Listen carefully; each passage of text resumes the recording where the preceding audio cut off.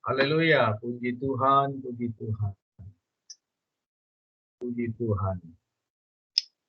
Amin.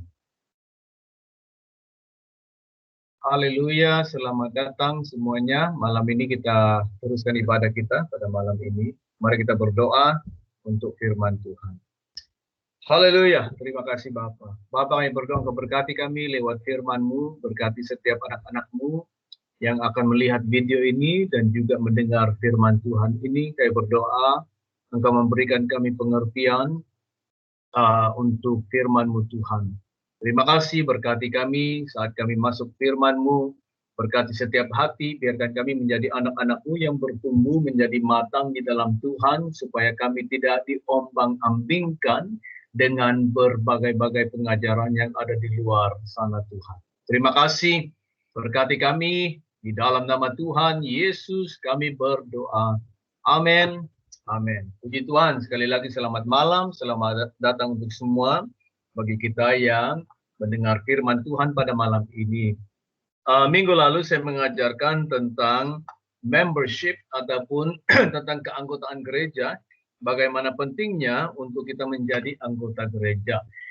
Memang banyak gereja-gereja di luar sana, memang kita juga anggota atau member kepada gereja universal, gereja Tuhan Yesus Kristus di seluruh dunia, tetapi penting untuk kita menjadi anggota ataupun member kepada gereja lokal. Dan itu yang saya ajarkan minggu lalu, bagaimana kita menjadi member atau anggota gereja Tuhan Yesus Kristus, sama ada universal dan juga lokal.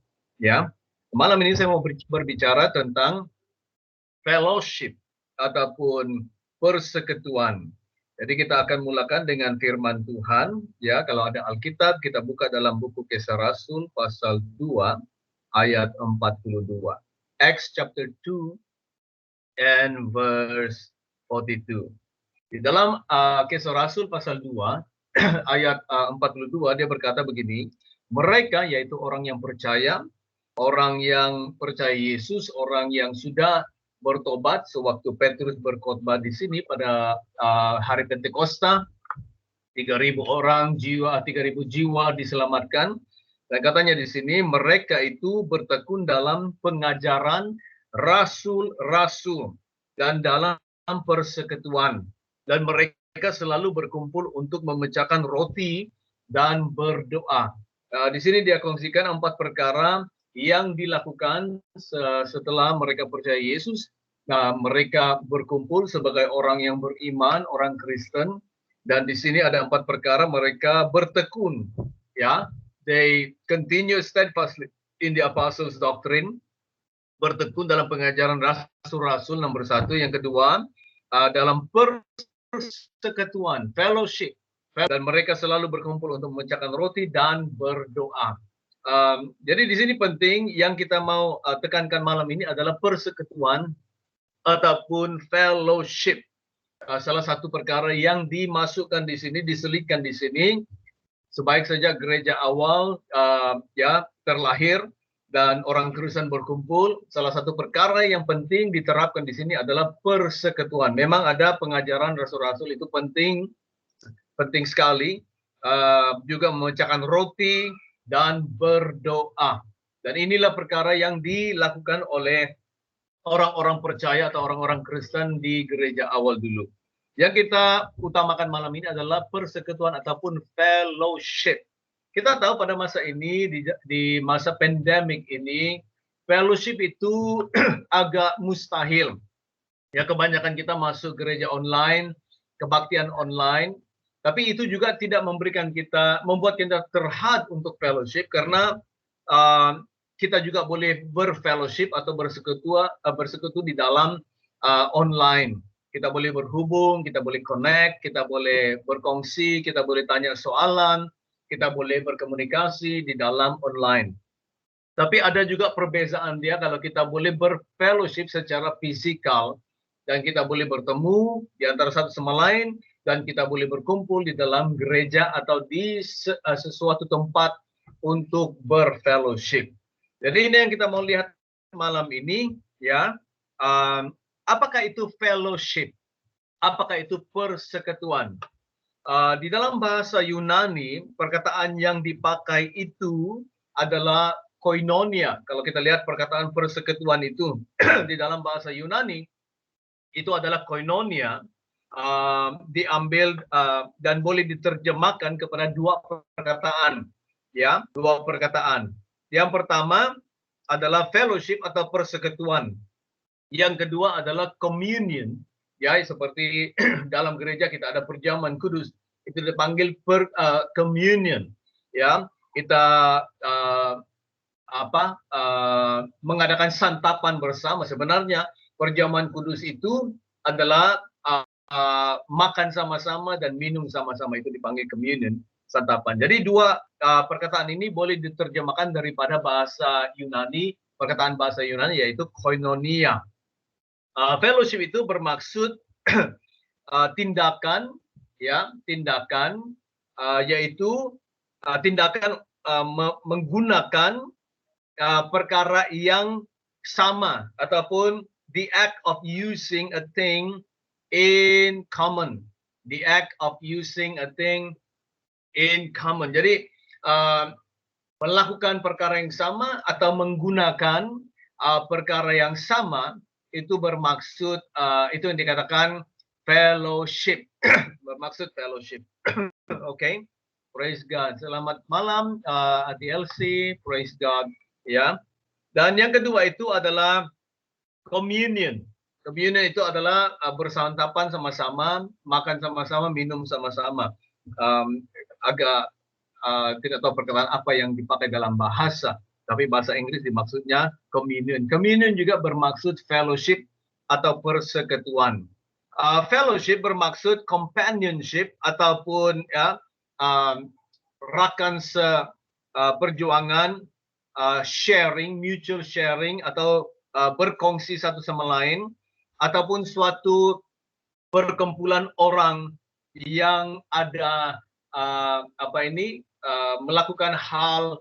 melakukan sesuatu yang sama-sama, ya, gathering of people having the same interest. Kita ada minat sama-sama, seperti orang yang menonton main bola, ya, itu mereka punya minat, kan, jadi mereka berkumpul bersama-sama, itu dipanggil fellowship, ya. Ada orang pergi tengok wayang sama-sama, pergi sinema, mereka duduk sama-sama, ya, enjoy movie, itu ya dimaksudkannya fellowship, ya. Yang kedua, communion itu bermaksud to have in common, ya, untuk memiliki sesuatu atau melakukan sesuatu yang sama, dikongsikan bersama-sama, mengambil bagian bersama-sama, to participate, ataupun partnership, ya, partnership. Itu maksudnya fellowship. Dan ini perkataan dipakai dan diaplikasikan di dalam persekutuan ataupun di dalam gereja Tuhan Yesus Kristus. Kita ada interest yang sama, kita ada ya yang kita suka sama-sama, yang minat sama-sama. Kita mencintai Tuhan Yesus Kristus, kita kagum dengan Tuhan Yesus Kristus, kita mengagungkan Tuhan Yesus, menyembah, memuji Tuhan Yesus sama-sama, memiliki iman yang sama, memiliki kepercayaan yang sama. Itulah yang kita panggil fellowship. Melayani Tuhan sama-sama, melakukan pekerjaan di dalam ladang Tuhan bersama-sama. So itu yang dipanggil fellowship. To have things in common and to do things and to use things in common. Itu maksudnya fellowship. Ya, penting sekali fellowship. Itulah di dalam Kisah Rasul di gereja awal ini perkataan diletakkan di sana. Di awal-awal lagi gereja Tuhan terlahir, perkataan ini sudah diletakkan di situ. Satu perkara, satu tindakan, suatu practices yang sangat penting di dalam pertumbuhan orang Kristen, supaya kita bertumbuh di dalam Tuhan Yesus Kristus. Kepada siapa kita harus berfellowship? Ya, kepada siapa? Who are we to fellowship with? Kepada siapa kita harus berfellowship atau bersekutu? Penting, ya. Untuk fellowship itu dia berhasil, ya, ia harus ada dua hala, hubungan yang dua hala. Yang pertama kepada Tuhan, dan yang kedua di antara manusia. Ya, so it's a two-way communication or a twofold order of communication for fellowship to be effective. Yang pertama kita lihat fellowship kepada Tuhan itu kita panggil fellowship yang vertikal, ya, menegak, yaitu fellowship di dalam Tuhan. Fellowship kepada Tuhan itu, kepada siapa kita berfellowship? Nomor satu, kita berfellowship kepada Allah Bapa di surga. Yang kedua, kita berfellowship kepada Allah Anak, yaitu Tuhan Yesus Kristus. Dan yang ketiga, kita berfellowship dengan Roh Kudus atau God the Holy Spirit. Ada firman Tuhan di situ.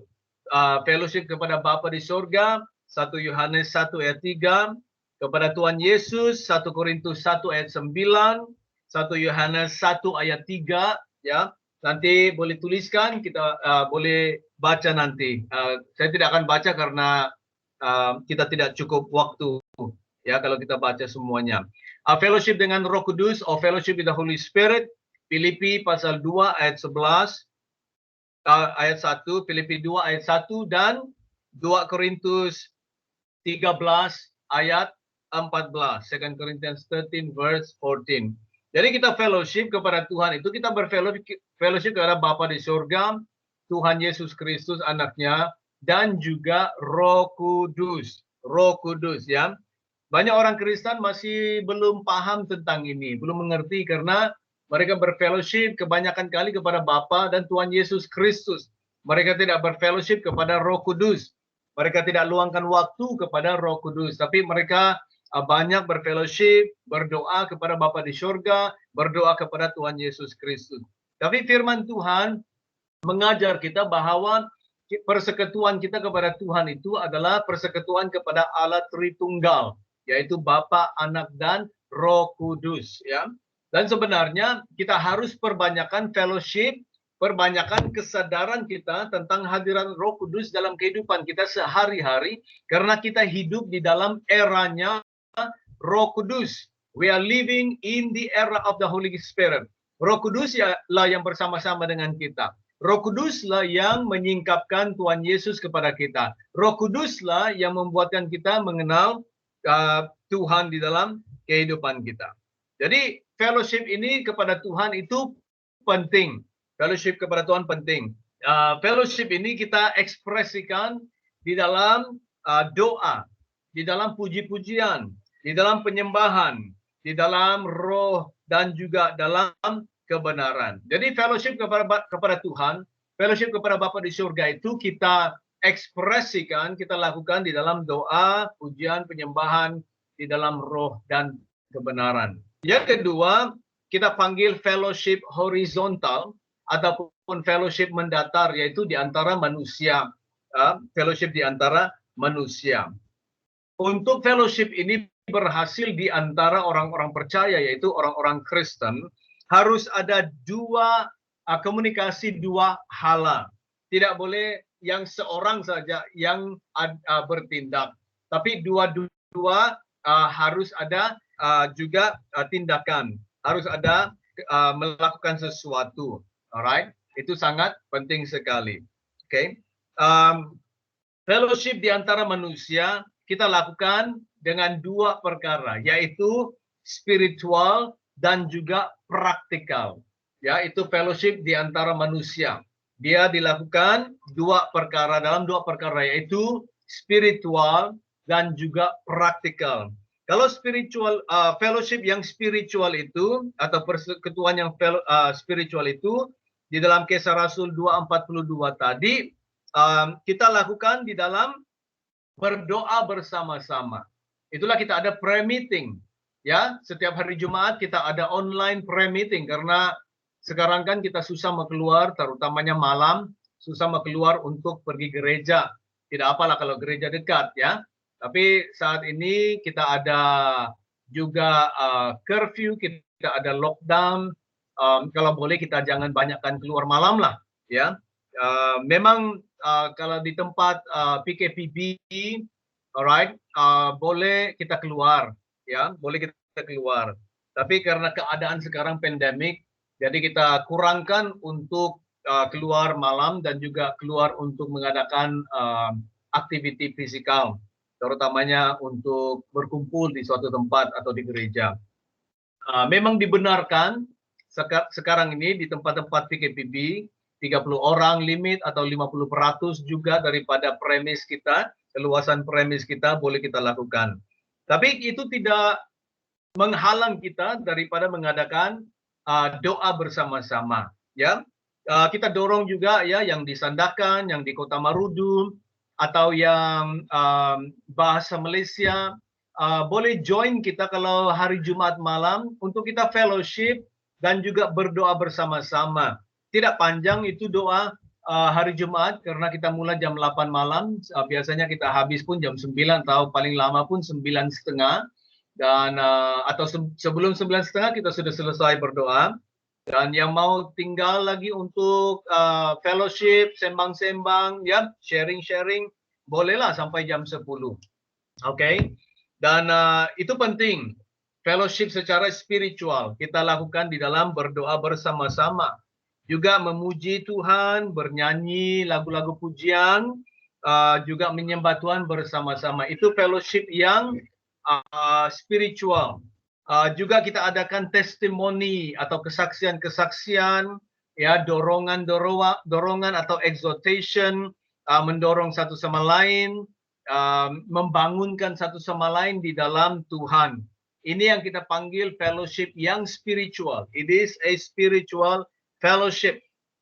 Selain daripada itu, di dalam fellowship yang spiritual juga kita ada masa atau waktu untuk mendengar firman Tuhan.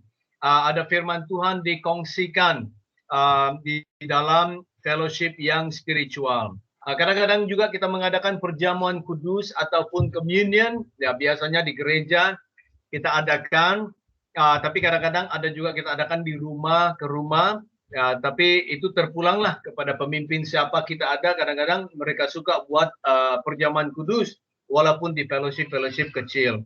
Tapi kita di sini kita buat di dalam gereja. Setiap minggu yang pertama, first Sunday of the month, kita buat perjamuan kudus. Jadi hari Minggu pun kalau kita kumpul di gereja ataupun kita ikut gereja online, itu juga kita panggil fellowship yang spiritual. Fellowship yang spiritual. Fellowship yang spiritual itu sangat penting untuk kehidupan rohani kita. Itulah caranya kita membangun rohani. Itu cara kita untuk mengingatkan diri kita lewat firman Tuhan. Membuatkan kita kembali kepada Tuhan. Jangan lupa Tuhan. Itu juga caranya kita ekspresikan bagaimana kita menghormati Tuhan di dalam kehidupan kita. Bagaimana kita cinta Tuhan. Bagaimana kita merindukan Tuhan. Kita fellowship. Sama ada secara fisikal masuk ke dalam gereja. Ataupun secara online. Kita fellowship. Ikut ibadah secara online. Haleluya. Fellowship yang yang mendatar ini di antara manusia. Yang kedua yaitu secara praktikal, ya, secara praktik. Dalam Kisah Rasul 2 lagi kita kembali Acts chapter 2 from verse 44 to 46. Kisah Rasul 2 lagi tadi dari ayat 44 sehingga ayat 46. Dan semua orang yang telah menjadi percaya tetap bersatu, dan segala kepunyaan mereka adalah kepunyaan bersama. Dan selalu ada dari mereka yang menjual harta miliknya, lalu membagi-bagikannya kepada semua orang yang sesuai dengan keperluan masing-masing. Dengan bertekun dan dengan sehati, mereka berkumpul tiap-tiap hari dalam bait Allah.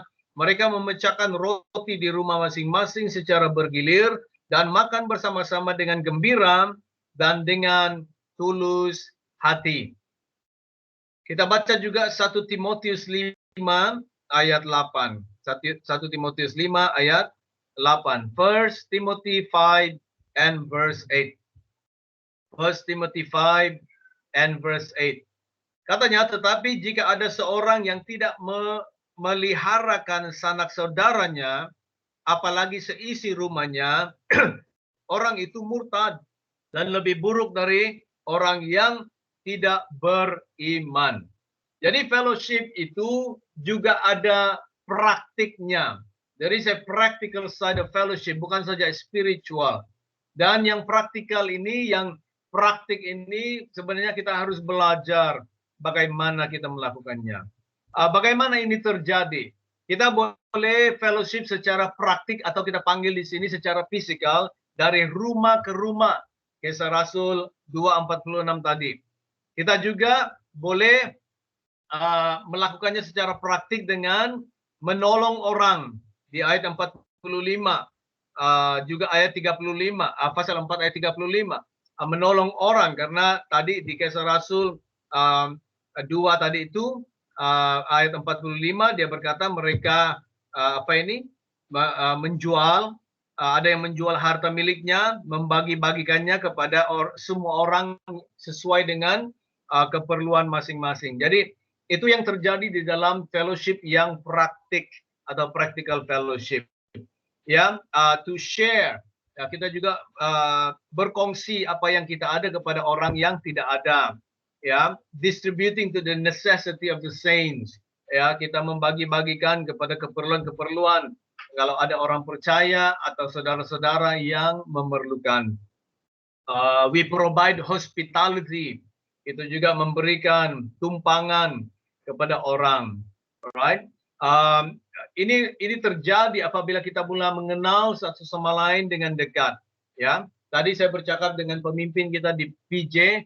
Ya, kita bukan hanya fokus atau concentrate untuk membangun gereja supaya banyak orang. Ya, saya kata itu kita janganlah terlalu excited dengan itu. Apa yang kita fokuskan adalah membangun gereja sebagai keluarga. We build the church as a family. Jadi biarlah keluarga itu lambat bertumbuh. Yang penting kita bertumbuh sebagai satu keluarga. Kita mengenal satu sama lain. Haleluya. Amin. Saya harap ini membantu kepada kita. Seterusnya saya mau kongsikan apakah fellowship atau persekutuan yang dilarang terhadap orang Kristen. Fellowship yang dilarang. Persekutuan yang dilarang terhadap orang Kristen. Yang pertama, kita jangan fellowship atau bersekutu dengan dunia. Itu dilarang. Firman Tuhan melarang untuk orang Kristen fellowship dengan dunia. Okay? Boleh baca itu dalam Efesus 5:11, Mazmur 94 ayat 20. Ya, jangan berfellowship dengan dunia. Memang kita bekerja di dunia. Memang kita hidup di dalam dunia. Tapi firman Tuhan berkata, jangan kita menjadi kawan dunia. Kalau kita menjadi kawan dengan dunia, firman Tuhan berkata, kita berada dalam perseteruan dengan Allah. Ya, if you are a friend of the world, you become an enemy of God. The Bible says, do not love the world and everything that is in the world. Jangan mengasihi dunia dan segala apa yang ada di dalam dunia. Firman Tuhan jelas, dunia itu membawa kita jauh daripada Tuhan. Ya. Yang kedua, kita dilarang bersekutu atau dilarang berfellowship dengan dunia roh jahat, or the spirit world, or satanic spirit, roh setan. Kita dilarang untuk berfellowship dengan itu. 1 Korintus 10 ayat 20 mengatakan hal itu. Kita tidak boleh berfellowship dengan Tuhan Yesus. Kita tidak boleh berfellowship juga dengan roh jahat. Mungkin kita baca 1 Korintus 10 ayat 20. 1 Korintus 10 ayat 20. Bukan katanya. Apa yang kumaksudkan ialah bahwa persembahan mereka adalah persembahan kepada roh jahat, bukan kepada Allah. Dan aku tidak mau bahwa kamu bersekutu dengan roh jahat. So Paul says, I do not want you to have fellowship with devils. Kita tidak dibenarkan untuk fellowship dengan roh jahat ataupun dunia roh jahat. Yang ketiga, kita dilarang untuk berfellowship kepada orang-orang yang tidak benar, the unrighteous. 1 Korintus 6 ayat 14. 1 Corinthians 6:14. Allah yang membangkitkan, Tuhan akan membangkitkan 2 Korintus, bukan 1 Korintus. Ya, sorry. 2 Korintus 6:14. Janganlah kamu merupakan pasangan yang tidak seimbang dengan orang-orang yang tak percaya. Sebab persamaan apakah terdapat antara kebenaran dan kedurhakaan? Atau bagaimanakah terang dapat bersatu dengan gelap? Jadi kita dilarang untuk berfellowship dengan dunia gelap. Orang yang tidak percaya, kita dilarang. Yang keempat, kita juga dilarang untuk berfellowship dengan agama-agama sesat atau agama-agama palsu. Boleh baca itu di dalam 2 Petrus pasal 2 dan juga buku Yudas atau Jude 4. Yudas 4. Jadi kita dilarang oleh Tuhan untuk fellowship dengan agama-agama sesat ataupun agama-agama palsu selain daripada Tuhan Yesus Kristus. Yang kelima, kita juga dilarang untuk berfellowship dengan doktrin-doktrin yang palsu atau doktrin-doktrin yang sesat, doktrin yang keluar daripada kebenaran firman Tuhan. Walaupun mungkin dia pakai firman Tuhan, walaupun mungkin dia ajar ayat-ayat dari Alkitab, tapi kalau dia punya pengajaran dan penafsiran itu salah, kita tidak boleh ikut dia punya pengajaran. Amin. Boleh baca itu dalam 2 Yohanes 1 ayat 9 hingga 11. Dan juga Galatia 1 ayat 7 hingga 10. Kita dilarang untuk percaya dan menerima doktrin-doktrin ataupun pengajaran-pengajaran yang palsu, pengajaran-pengajaran yang sesat. Kalau ada orang datang di rumah kita dan mengajarkan tentang ibunda Tuhan ataupun the Mother God, kita tolak saja. Katanya tidak. Kami tidak terima pengajaran seperti itu. Haleluya. Kalau ada Jehovah Witness datang di rumah kita, dia bilang kamu tahu jalan ke surga, jangan layan. Tidak perlu jawab pun. Kasih tahu, sorry, kami tidak terima Anda masuk. Amin. Amin. Dan ada lagi pengajaran-pengajaran lain. Banyak sebenarnya pengajaran-pengajaran sesat di dalam orang Kristen. Ada juga yang mengajar kiboloi, Tuhan Yesus dari Filipina. Kalau datang di rumah, jangan terima. Iglesia ni Cristo, jangan terima. Seventh Day Adventist, jangan terima. Ya, semuanya itu lari dari Alkitab. Jauh dari Alkitab. Haleluya. Haleluya. Puji Tuhan. Saya harap kita mendengar dengan baik. Karena penting sekali. Penting sekali. Kita teruskan. Karena kita tidak dibenarkan atau kita dilarang untuk berfellowship dengan hal-hal ini, terutamanya doktrin-doktrin yang salah. Kita tanya soalan, adakah kita memutuskan fellowship karena ada doktrin-doktrin yang salah? Ya. Nah, kita diajar firman Tuhan, mungkin kita ada kepercayaan yang berlainan, tapi kita tidak seharusnya memutuskan hubungan, terutamanya kawan yang baik, teman-teman, saudara-saudara, keluarga. Ya, kalau dia percaya lain, tidak apalah. Ya, kita tidak paksa dia percaya apa yang kita percaya, atau dia paksa kita percaya apa yang dia percaya. Cuma kita berdoa saja dia dijamah Tuhan, diselamatkan Tuhan. Tapi tidak semestinya kita ya tinggalkan dia, karena apa yang saya alami di dalam kehidupan saya, terutamanya di ministry, kadang-kadang ada orang Kristen tidak mau saya lagi. Ya, banyak pengalaman saya. Ya, ada kawan-kawan tidak mau lagi, fellowship pun tidak mau, jumpa saya pun tidak mau, panggil telepon pun tidak mau jawab. Ya, karena hanya berlainan pendapat dan berlainan kepercayaan. Tapi sebenarnya firman Tuhan mengajar kita untuk kita memelihara kesatuan roh, kesatuan iman, terutamanya kalau kita saudara dan kita keluarga.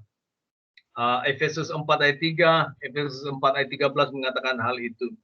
Ya, ada juga yang tentang makan daging, tentang hari-hari tertentu dia rayakan, ya, ataupun bangsa berlainan, orang Yahudi dan juga orang-orang bangsa lain yang tidak percaya Tuhan.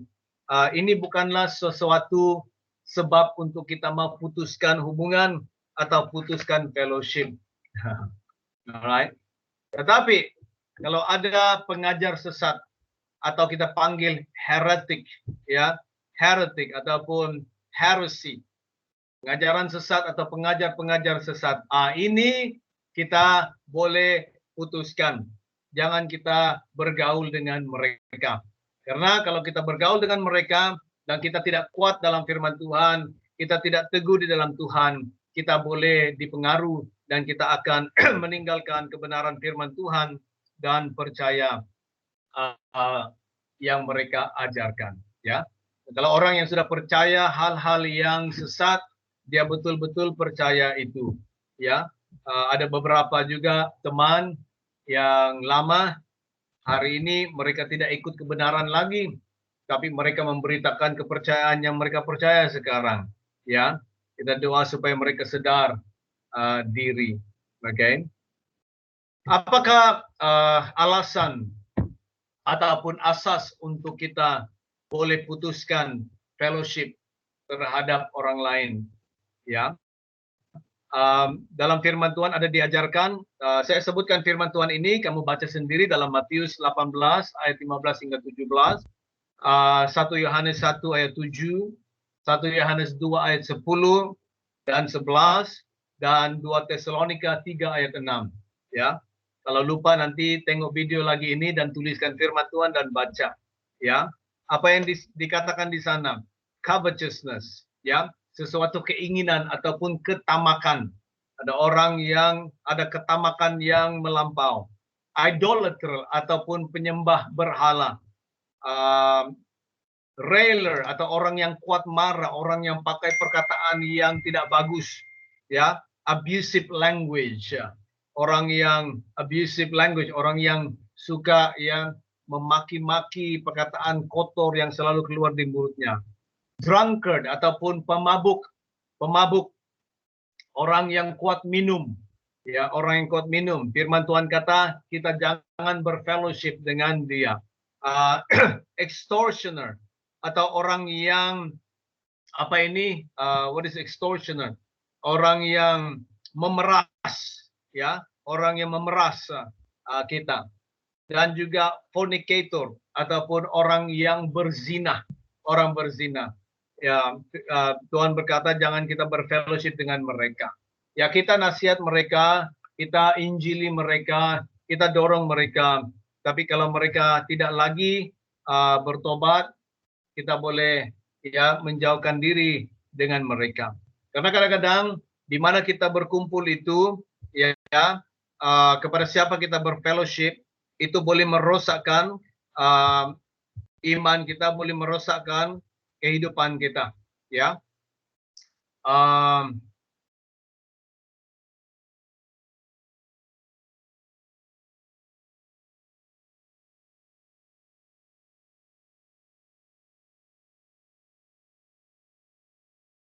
di dalam 1 Korintus 15 ayat 33, 1 Corinthians 15 verse 33. Katanya, janganlah kamu sesat. Pergaulan yang buruk atau bad fellowship, bad companions, fellowship yang buruk merusakkan kebiasaan yang baik.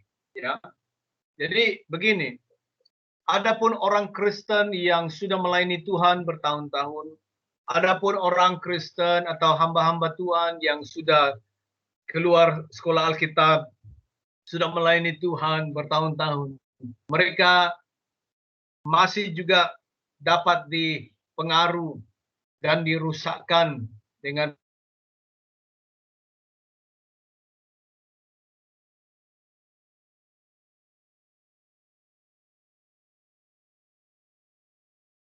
Kristen yang jarang-jarang datang gereja, jarang-jarang baca firman, jarang-jarang berdoa. Itulah sebabnya firman Tuhan berkata, kita jauhkan diri saja. Itu satu cara untuk selamatkan diri. Jangan kita pandai-pandai untuk mendekat mereka, karena kita akan dirusakkan. Kita akan dirusakkan. Tiada apa yang boleh selamatkan kita. Hikmat Tuhan saja dan kebenaran firman Tuhan yang akan menyelamatkan kita dari segala fellowship yang tidak baik. Jadi malam ini saya kongsikan ini karena penting. Jangan kita abaikan fellowship. Walaupun itu hanya fellowship online. Walaupun barangkali gereja online karena keadaan pada masa ini. Pandemic, MCO, PKP, PKPD apapun, PKPB. Karena terhad pergerakan kita, terhad untuk kita keluar bersekutu secara fisikal di gereja. Inilah caranya untuk kita tetap pelihara kita punya api rohani, api di dalam Tuhan. Kita dengar firman Tuhan, kita berdoa bersama, kita mendorong satu sama lain. Ya, kalau ada masalah minta doa, ada masalah kita cari pemimpin atau gembala kita minta doa, karena disitulah kita akan selamat.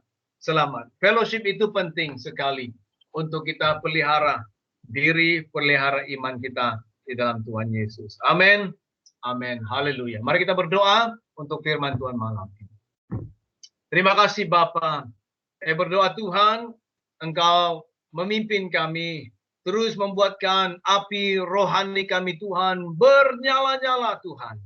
Karena kami tetap sentiasa berfellowship, bersekutu di dalam nama Tuhan Yesus Kristus. Saat kami berdoa bersama-sama, saat kami mendengar firman-Mu bersama-sama, kami berdoa buatkan kami berkobar-kobar di dalam iman kami, buatkan kami berapi-api di dalam Tuhan, buatkan kami menjadi teguh di dalam firman Tuhan. Terima kasih Bapa. Berkati anak-anak-Mu, mereka yang tak sempat pada malam ini Engkau berkati. Terima kasih mereka yang ada di Sandakan, mereka yang ada di Kota Marudul, mereka yang berada dimanapun Tuhan yang mendengar firman Tuhan ini, Engkau teguhkan, Engkau berkati. Terima kasih, terpuji nama-Mu, dalam nama Yesus kami berdoa. Amin. Amin. Haleluya.